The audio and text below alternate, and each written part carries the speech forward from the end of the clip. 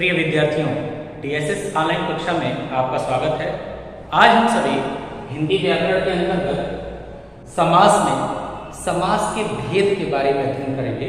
देखिए, जो दूसरा समास है वो है तत्पुरुष समास। अब इसमें क्या होगा, पहले में आपने देखा कि पहला पद जो था या पूर्व पद वो प्रधान था और अव्यय था, और इसमें क्या है, द्वितीय पद जो है प्रधान होता है। इसमें दूसरा पद यानी उत्तर पद प्रधान होता है। ठीक है, इसमें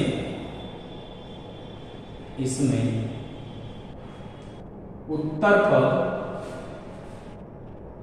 प्रधान होता है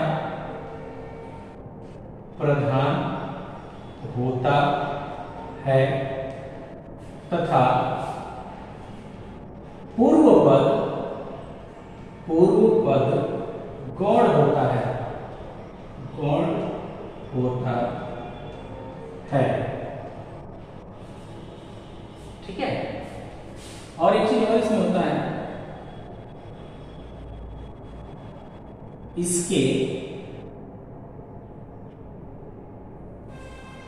तथा होता है, तथा यहाँ नहीं जोड़ दीजिए इसको, होता है तथा समस्त पद में विभक्ति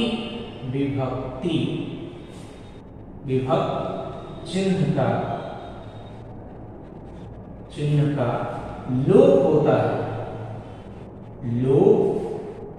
होता है। ठीक है, या फिर हम पूर्व पद और उत्तर पद को जब अलग करेंगे, ठीक है, तो उसमें हमें वो चिन्ह दिखाई देगा, या उसका जो जब हम समास विग्रह करेंगे, विस्तार करेंगे, तो विभक्ति चिन्ह इसमें दिखाई देगा। तो दो चीजें इसमें आपको जो है मुख्य रूप से याद रखनी है, वो कि इसमें उत्तर पद जो है प्रधान होता है और जो पूर्व पद है वो गौण होता है। ठीक है, और साथ ही साथ जो समस्त पद है उसमें विभक्ति चिन्ह का लोप होता है। जो उससे समस्त पद बनता है उसमें विभक्ति चिन्ह का लोप होता है। ठीक है, अब जब विभक्ति चिन्ह की बात आ गई, ठीक है, तो आपको कारक इसमें जानना पड़ेगा कि कारक क्या है और उसके जो चिन्ह कौन कौन से हैं। तो जैसा कि आप सभी जानते हैं और पढ़े भी होंगे पिछली कक्षा में, ठीक है, कि कारक कितने होते हैं? कारक 8 प्रकार के होते हैं। 8 प्रकार के होते हैं। ठीक है, देखिए पहला कर्ता, कर्म, करण, संप्रदान, अपादान, संबंध, अधिकरण,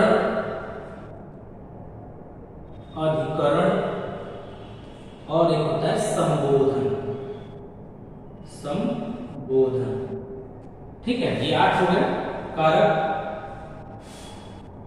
अब इसमें आपको ये ध्यान रखना है कि जब विभक्ति चिन्ह की बात आ गई तत्पुरुष समास में, तो इस विभक्ति चिन्ह के आधार पर इसका जो है उपविभाजन किया गया है, इसका सब डिवीजन किया गया है।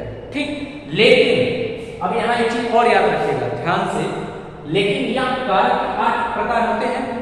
ठीक है, कर्ता, कारक, कर्म, कारक, करण, संप्रदान, अपादान, संबंध, अधिकरण, संबोधन।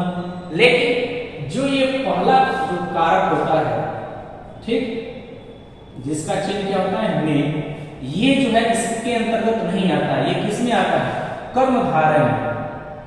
कर्मधारय समास में।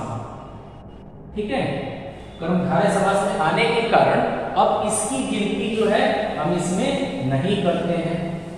ठीक, याद रखिएगा, ये पॉइंट आपको याद रखना है इसमें, क्योंकि अगर आप आगे देखेंगे तो इसमें दिया हुआ कारक के आधार पर जो है इसके 6 भेद होते हैं। तत्पुरुष समास के 6 भेद होते हैं, लेकिन मैं आपको ये दिखा रहा हूं कि क्यों कारक के आधार पर इसके 6 ही भेद होते हैं। 8 कारक होते हैं, लेकिन 6 क्यों माना जाता है?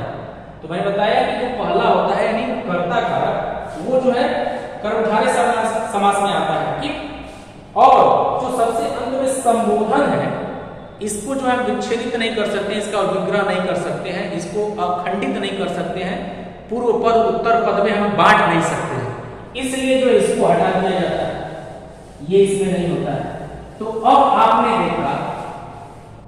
आपने देखा कि जो तत्पुरुष समास है वो कारक के आधार पर इसके कितने भेद हैं?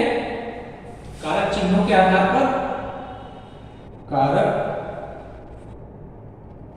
चिन्हों के आधार पर या विभक्ति के आधार पर भी आप कह सकते हैं कि आधार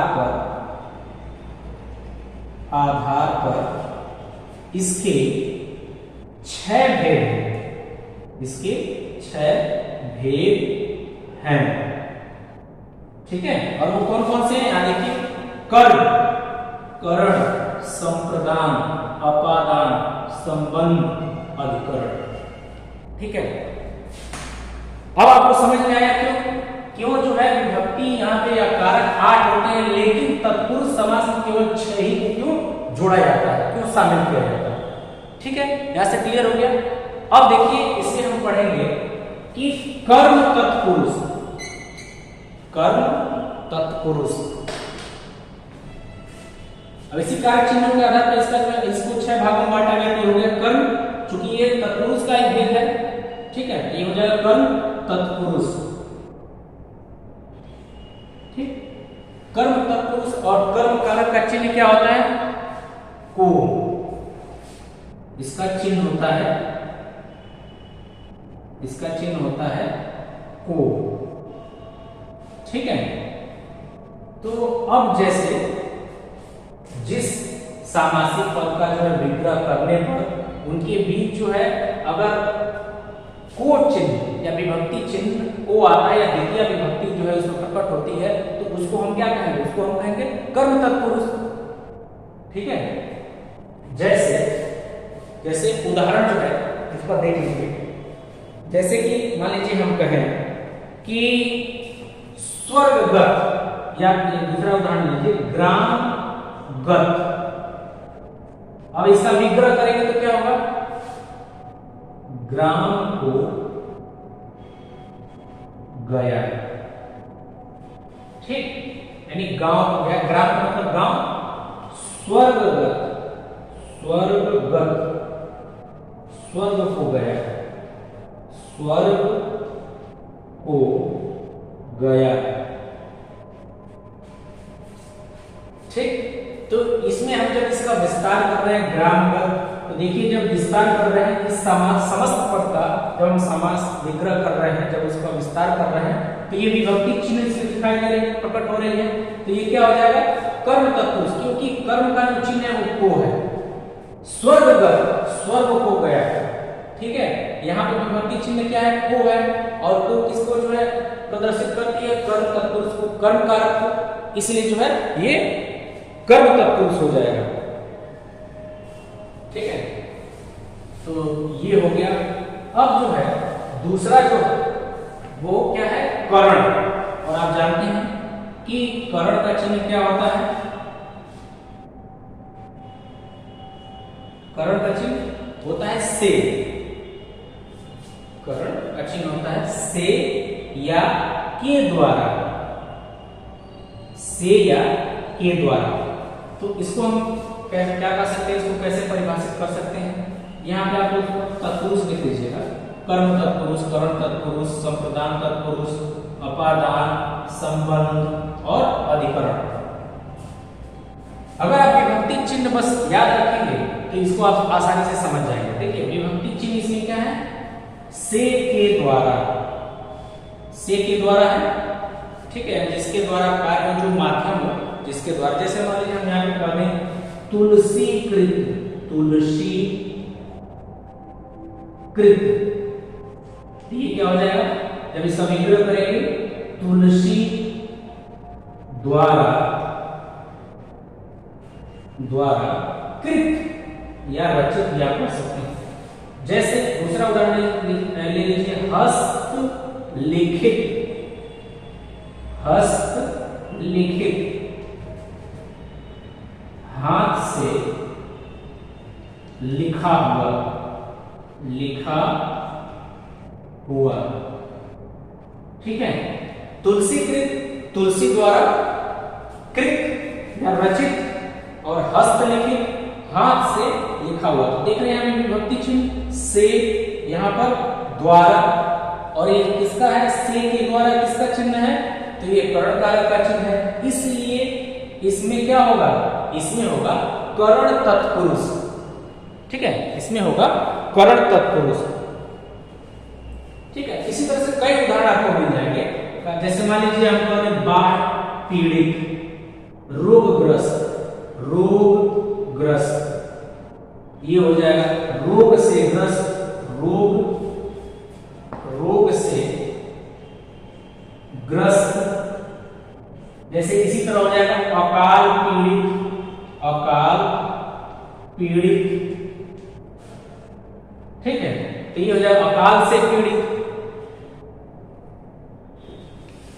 तो इस प्रकार आपने देखा कि इसमें जो कारक चिन्ह है वो से या के द्वारा, अगर आप जहां भी किसी शब्द का समास विग्रह करने पर, समस्त पद का समास विग्रह करने पर अगर उसमें विभक्ति चिन्ह से या के द्वारा दिखाई देता है या प्रदर्शित होता है तो हम उसे कहेंगे कर्ण तत्पुरुष, ठीक है। अब जो है अगला इसमें क्या है, अगला है संप्रदान, और इसका चिन्ह होता है के लिए, के लिए, ठीक है। संप्रदान का चिन्ह क्या होता है, के लिए। अब देखिए इसका उदाहरण, इसकी परिभाषा हो जाएगी कि जिसमें जिस समासिक पद में समस्त पद का विग्रह करने पर अगर उसमें के लिए विभक्ति चिन्ह का जो है लोप होता है, प्रदर्शन होता है, दिखाई देता है, ठीक, तो उसे हम कहेंगे संप्रदान कारक है। देखिए समस्त पद में विभक्ति का लोप होगा, और जब हम उसका उस समस्त पद का जब हम विग्रह कर देंगे तो विभक्ति चिन्ह उसमें दिखाई देने लगेगा। जैसे हम कहें कि रसोई घर, यहां मैं लिख दे रहा हूं, ठीक है, रसोई घर, ये क्या हो गया, रसोई के लिए घर, रसोई के लिए घर, ठीक है। अब यहां पर देखिए ये क्या है, रसोई के लिए जो घर है, रसोई घर, और जब इसका हम विग्रह कर रहे हैं तो के लिए ये जो चिन्ह है वो निकल कर सामने आ रहा है, ठीक। तो इससे क्या प्रदर्शित हो रहा है कि ये जो है संप्रदान कारक है, ठीक है, ये क्या है, संप्रदान कारक है। आप चाहे तो इसको नोट भी करते रहिएगा, ठीक, इसको ये जो चिन्ह मैं आगे लिख रहा हूं इसके सामने, उसको आप नोट करते रहिएगा। हाँ, इसको मिटा दूं नहीं तो आप भ्रमित होंगे कि इसका है कि क्या है। ये यहां मैं संप्रदान का लिख रहा हूं, संप्रदान का के लिए चिन्ह होता है, ठीक, और इसके उदाहरण को हम लोग यहां देख रहे हैं, रसोई घर हो गया, ठीक। इसके बाद जैसे मान लीजिए राह खर्च, राह खर्च यानी राह के लिए खर्च, राह के लिए खर्च, ठीक है। जेब खर्च, जेब खर्च, जेब के लिए खर्च, जेब के लिए खर्च। तो आप देख रहे हैं यहां पर के लिए ये जो शब्द है आपको ये जो चिन्ह है विभक्ति चिन्ह, ये इसमें दिखाई दे रहा है। इसलिए यहां पर क्या है, संप्रदान तत्पुरुष समास है, ठीक है, संप्रदान तत्पुरुष समास है, ठीक। इसके बाद जो है अगला है, अगला अपादान, अपादान, और इसका जो चिन्ह होता है से अलग होना, से अलग होने के संबंध में।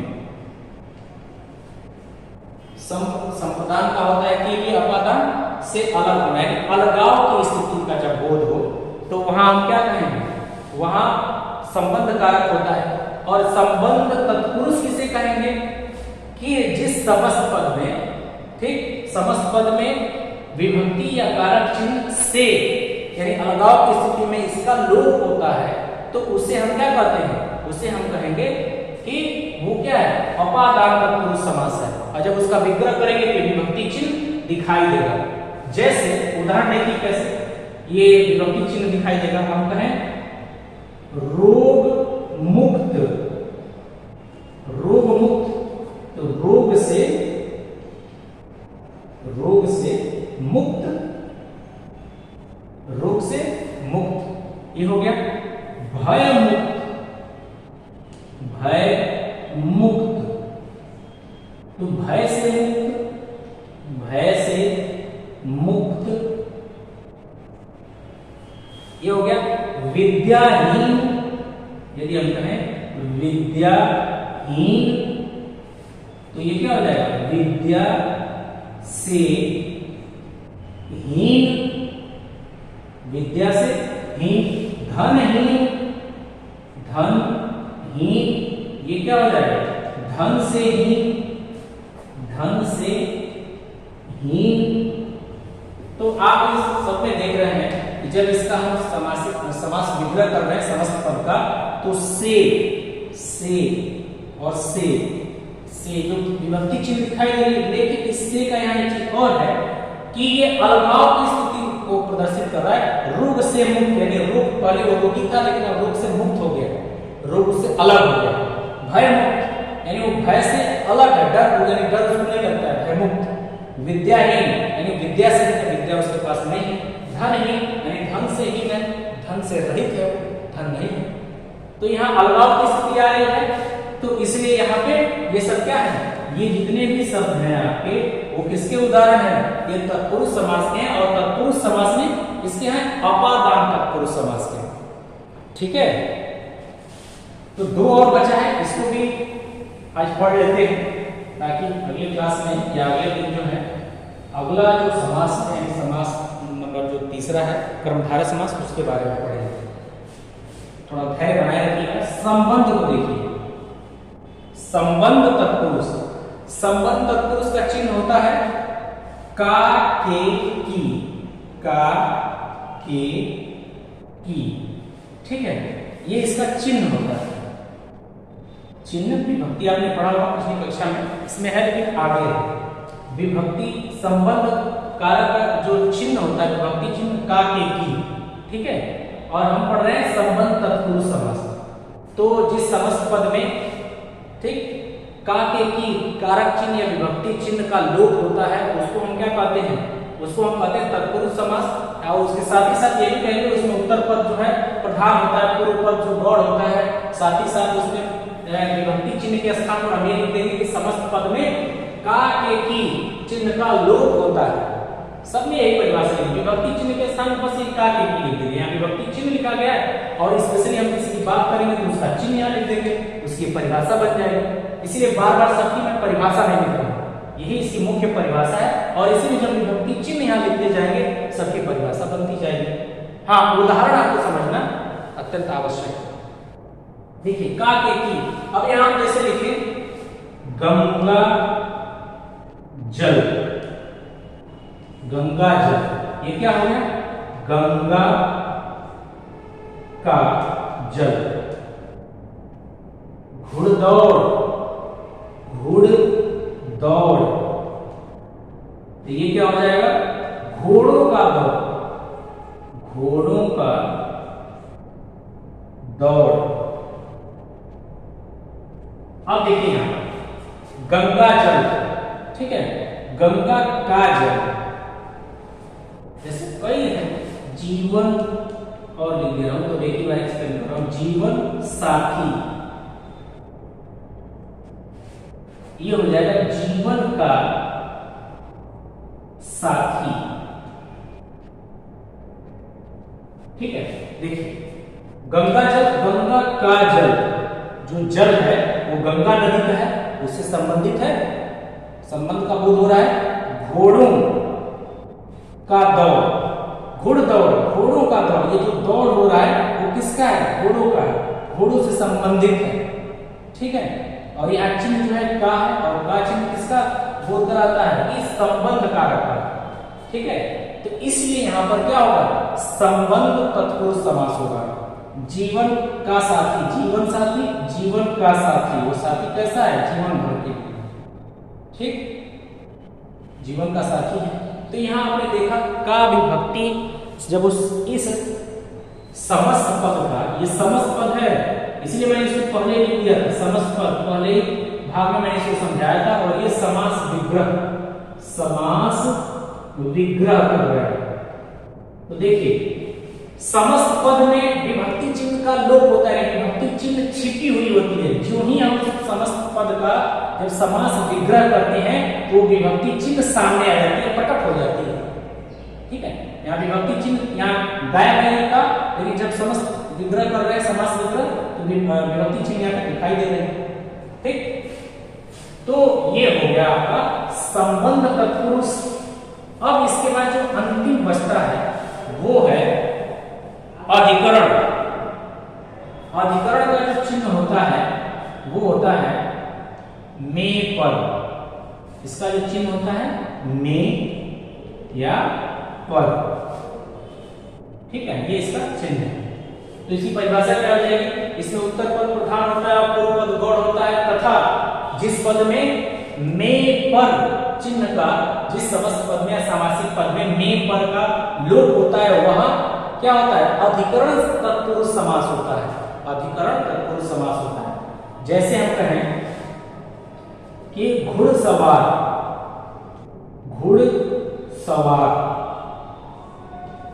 ठीक। अब इसका जब विग्रह करेंगे तो घोड़े पर सवार, घोड़े पर सवार, ठीक है, घुड़सवार घोड़े पर सवार। इसी प्रकार से जो है अन्य बहुत से उदाहरण आपको मिल जाएंगे, जैसे कार्यकुशल, पुरुषोत्तम, बहुत से हैं, जैसे पुरुषोत्तम, पुरुषोत्तम यानी पुरुषों में उत्तम, पुरुषों में उत्तम। कार्यकुशल, कार्यकुशल, तो इसका हो जाएगा कार्य में कुशल, कार्य में कुशल। अब यहां देखिए घुड़सवार में घोड़े पर सवार, पुरुषों में उत्तम। जब इस समस्त पद का जब हम समास विग्रह कर रहे हैं तो विभक्ति चिन्ह यहाँ पे दिखाई दे रहा है और समस्त पद में वही विभक्ति चिन्ह इसमें छिपा हुआ है, वो लुप्त है, गायब है, ठीक। लेकिन जो ही उसका विस्तार करते हैं, जो ही उसका समास विग्रह करते हैं, वो सामने आ जाता है। तो पर या में विभक्ति चिन्ह होने के कारण, इसमें पर या में विभक्ति चिन्ह का लोप होने के कारण, और साथ ही साथ इसमें जो है उत्तर पद प्रधान में बाद का पद जो है गौड़ है, इस आधार पर हम इसको कहेंगे ये क्या है, तत्पुरुष समास में अधिकरण तत्पुरुष समास है, ठीक है, अधिकरण तत्पुरुष समास है। तो उम्मीद है कि आपको समझ में आया होगा, ठीक। अभ्यास करिएगा। मैं पुनः एक बार कहता हूं कि संधि और समास दोनों जितना ही अभ्यास करेंगे, उदाहरणों का जितना ही अभ्यास करेंगे, उतना ही जल्दी समझ में आएगा। तो बस आज के लिए इतना ही। बहुत बहुत धन्यवाद।